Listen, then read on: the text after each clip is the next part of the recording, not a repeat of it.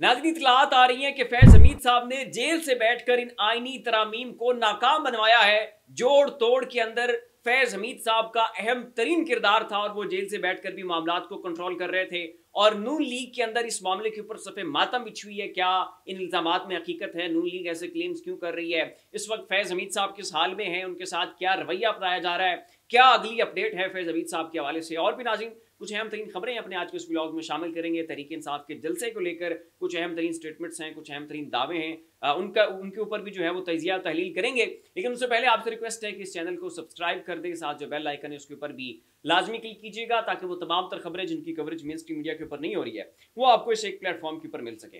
अब चूंकि नाज़रीन आईनी तरमीमी बिल जो है वो नाकाम हो चुका है, मौलाना साहब की मदद जो है वो भी जो है नहीं मिलने जा रही है। इसके साथ ही अहम तरीन इत्तेहादी जो हैं वो भी फिसल चुके हैं। नून लीग एतराफ़ कर चुकी है, अपने जो पीपल्स पार्टी वाले हैं वो एतराफ़ कर चुके हैं और बरमला ये कह रहे हैं कि अब जो मंसूर अली शाह हैं वही अगले चीफ जस्टिस होंगे। और उस पूरी आईनी तरमीमी बिल जो था उससे पल्लू झाड़ने की कोशिश जो है वो हर तरफ से हो रही है। नून लीग वाले कह रहे हैं कि जी नवाज शरीफ ने तो बिल को देखा हुआ ही नहीं था। पीपल्स पार्टी वाले ये कह रहे हैं कि जनाब वो जो मुसवदा मंजर आम के ऊपर आया है वो हकीकत के ऊपर मबनी नहीं है और इस तरह के मुजवजे का तो हमने साथ ही नहीं देना था, हम तो ऐसी आईनी तरमीमी बिल का जो है वो हिस्सा कभी भी ना बनते। तो मंजर आम के ऊपर जो चीज़ें थी वो हकीकत के बिल्कुल बरअक्स थी। तो यहाँ पर इस वक्त पीपल्स पार्टी भी पल्लू झाड़ती हुई दिखाई दे रही है, नून लीग की जानिब से भी पल्लू झाड़ा जा रहा है और ये एतराफ़ भी किया जा रहा है कि मंसूर अली शाह जो है यही अगले चीफ जस्टिस होंगे। और चूंकि पता चल चुका है कि ये इस मामले में बहुत बुरी तरह से नाकाम हो चुके हैं और बिलाशुबा ये पाकिस्तान के अंदर जमहूरियत के ऊपर एक बहुत कारी ज़रब थी और इस चीज़ ने पीछा करना था नून लीग का भी, पीपल्स पार्टी का भी। तो अब जो है वो डैमेज को कंट्रोल करने की कोशिश की जा रही है। कभी कामयाब तो हम पहले नहीं हुए तो एटलीस्ट जो है वो हम जमहूरी बनने की कोशिश कर लेते हैं।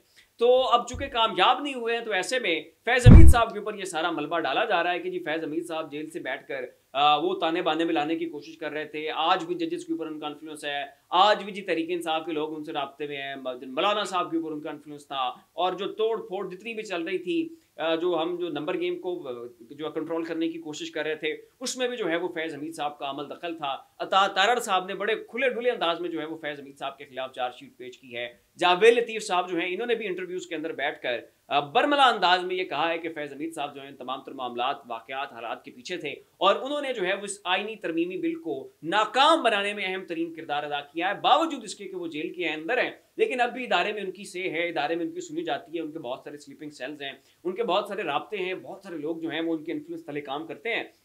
लिहाजा अब भी जो है ये सब कुछ जो है फैज हमीद साहब कर रहे हैं और सारा मलबा जो है वो अपनी नाअहली का, अपनी शिकस्त का, अपनी इस हार का, अपनी शर्मिंदगी का जो है वो फैज हमीद के ऊपर डाला जा रहा है। और फैज हमीद के अगेंस्ट जो चार्जशीट है ताकि उनका कोर्ट मार्शल किया जाए उसको भी जो है वो साथ साथ स्ट्रेंथन करने की कोशिश की जा रही है ताकि फैज हमीद साहब जो है उनका भी साथ साथ जो है वो ना मक्कू ठप दिया जाए। तो इससे पहले इनके बड़े स्टेटमेंट आया करते थे कि जी इमरान खान साहब इसलिए पॉपुलर हैं कि एस्टैब्लिशमेंट साथ है, इमरान खान इसलिए जी पॉपुलर है कि अलीम खान की एटीएम साथ है, इमरान खान इसलिए जनाब इतना कामयाब है, क्राउड पुलर है, ये कामयाब हो जाता है, जनाब जोड़ थोड़ का माहिर है, या इमरान खान की हुकूमत बन गई जी जहांगीर तरीन का पैसा साथ है। तो अब तो एस्टैब्लिशमेंट नहीं है, अब तो जहांगीर तरीन नहीं है, अब तो अलीम खान नहीं है, तो अब इमरान खान साहब कैसे कामयाब हो रहे हैं? और आप कहते थे कि जी नून लीग वाले और पीपल्स पार्टी वाले की एस्टैब्लिशमेंट जो है वो हमारे अगेंस्ट है, हमें इसका जो है वो बहुत बड़ा वो हम मुतासर होते हैं और हमारी जो है साख को नुकसान पहुंचता है और यही हमारी नाकामी की वजह। अब तो फिर एस्टैब्लिशमेंट आपके साथ है, क्यों नहीं हो रहे नंबर पूरे? क्यों नहीं है आपके पास फिगर्स पूरे? क्यों आपकी इकॉनमी जो है उसके अंदर डीरेल हो रही है? क्यों पाकिस्तान के अंदर पोलिटिकल इंस्टेबिलिटी है? क्यों पाकिस्तान के अंदर जो है वो सियासी मुआशी ये सारे इस्तेहकाम क्यों नहीं आ रहे? तो खैर सारी कहने की बातें हैं, जब करना कुछ नहीं तो यही एक चीज़ जो है वो नून लीग और पीपल्स पार्टी को आती है कि मलबा जो है वो दूसरे के ऊपर उठाकर डाल देना है। अब नाज़रीन जहाँ तक बात जलसे की है तो तहरीक इंसाफ का ये कहना है, इमरान खान साहब के भी स्टेटमेंट्स आ रहे हैं, तहरीक इंसाफ की जितनी क़यादत है उन्होंने ये स्टेटमेंट्स दे दिए हैं कि अब चाहे खून की होली क्यों ना खेली जाए, अब चाहे हमारा खून आप नदी की तरह ही क्यों ना बहा दें, आप चाहे वहां पर जितना मर्जी हमारे ऊपर जुल्म करें, डंडे बरसाएं, आंसू गैस की शेलिंग करें, आप हमारे ऊपर तशद्दुद करें, आप हमारे लोगों को अबडक्ट करें, आप चाहे जितने मर्जी बैरियर्स खड़े कर दें, आप वहां पर कंटेनर्स लगा दें, पूरा लाहौर जाम कर दें, जितने कोई आपको इक़दाम आते हैं, आप जो कुछ कर सकते हैं, जितना जोर आजमा सकते हैं, जितने तीर मार सकते हैं, आप अपने तीर मारिए, हम अपना जिगर जो है वो आपके सामने रखेंगे और कोई पीछे नहीं हटेंगे। हर तरह की कीमत जो है वो हम पे करने के लिए तैयार हैं। इमरान खान साहब का जो है उसके ऊपर बड़ा स्वेयर स्टांस है, पूरी तरीके इंसाफ की क़यादत जो है उस मामले के ऊपर बरमला अंदाज में कह चुकी है कि अब जो है हमने इस जलसे को करने से पीछे नहीं हटना है और इसका नाज़रीन तहरीक इंसाफ को जलसा कामयाब कर लेने की सूरत में बहुत ज़्यादा फ़ायदा है। आपने देखा कि इस्लामाबाद का जो तहरीक इंसाफ का जलसा हुआ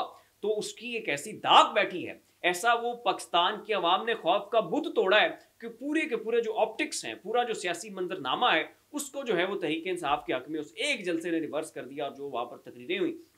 लेकिन दानिश्वरों का ये कहना है कि अगर ऐसा एक पावर शो लाहौर के अंदर हो गया तो ये एक ऐसी तहरीक का आगाज शुरू हो सकता है कि जिसे फिर कोई भी कंट्रोल नहीं कर सकता है। और दानिश्वरों का तो ये भी कहना है कि तहरीक इंसाफ का जो पावर शो हुआ वो तो हुआ, लेकिन तहरीक इंसाफ ने इसके साथ साथ जो खौफ का बुत था कि जी लोगों को उठा लिया जाएगा, अगवा कर लिया जाएगा, डंडे मारेंगे, नौकरियां खत्म हो जाएंगी, लोगों को जो है पकड़ के जेलों में डाल दिया जाएगा, आंसू गैस की शेलिंग हो जाएगी, इन तमाम तर खदशात के बावजूद लोग खुद भी पहुंचे, लोग अपनी बहनों और बेटियों को भी साथ ले आए और इस जलसे को कामयाब बनाया। और वो जो 9 मई के बाद एक खौफ की फिजा फैली थी, एक हिरास की फिजा फैली थी कि जी तहरीक इंसाफ के करीब भी नहीं भटकना, तहरीक इंसाफ का नाम नहीं लेना, इनके जलसों के लिए नहीं निकलना, तो वो जो एक सारा मोमेंटम था उसको इस्लामाबाद के जलसे ने तोड़ मरोड़ के रख दिया। और अगर ये लाहौर वाला जलसा कामयाब हो गया तो फिर चीज़ें जो है वो बिल्कुल यकसर जो है हमें मुख्तलिफ होती हुई दिखाई देंगी।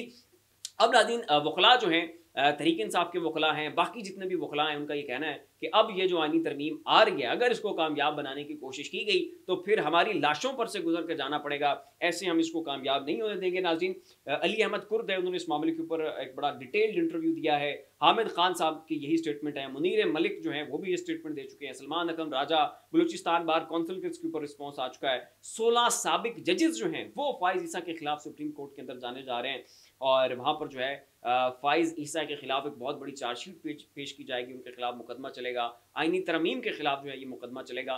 तो बहुत मुश्किल है कि हुकूमत जो है ये आईनी तरमीम पास करवाने में कामयाब हो जाए। फिर वक्त इतना ही, ऐसी मज़ीद लम्हा अपडेट्स के लिए हमारा चैनल ज़ाविया सब्सक्राइब कर लें। शुक्रिया।